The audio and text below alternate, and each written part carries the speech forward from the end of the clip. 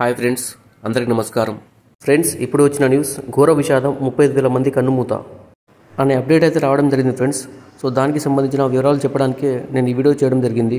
Video నచ్చితే వీడియోకు like ఇచ్చి నన్ను సపోర్ట్ చేయండి. అలాగే నా ఛానల్ సబ్స్క్రైబ్ చేసి ఫాలో అవ్వండి.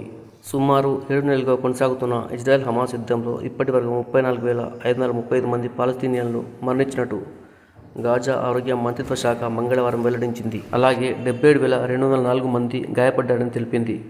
గత 24 గంటల్లోపే 47 మంది మృతి చెందినట్లు పేర్కొంది. వేల మంది ప్రజలు నిరాశ్రయులైనట్లు తెలిపింది. మృతులు ఎక్కువగా పిల్లలు, మహిళలే ఉన్నట్లు అధికారులు తెలిపారు. వైద్య మౌలిక సదుపాయాలకు తీవ్ర ఇబ్బందులు ఎదుర్కొన్నట్లు వెల్లడించారు.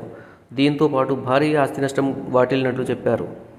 కాగా గతేడాది అక్టోబర్ 7న హమాస్ మిలిటెంట్ల దాడితో ఇజ్రాయెల్ హమాస్ మధ్య యుద్ధం ప్రారంభమైన విషయం తెలిసిందే. అప్పటి నుంచి ఇజ్రాయెల్ గాజాపై విరుచుకుపడుతుంది. రాకెట్లు, క్షిపణులతో అటాక్ చేస్తుంది. దీంతో గాజాలో దుర్భర పరిస్థితులు నెలకొన్నాయి. అక్కడి ప్రజలు ఆకలితో అలమటిస్తున్నారు. అయితే వెంటనే కాల్పుల విరమణ చేపట్టాలని పలు దేశాలు ఇజ్రాయెల్కు విజ్ఞప్తి చేసినప్పటికీ ఆ దేశ ప్రధాని నెతన్యాహు వినడం లేదు. పలుమార్లు కాల్పుల విరమణపై చర్చలు జరిగినప్పటికీ అవి సత్ఫలితాలు ఇవ్వడం లేదు.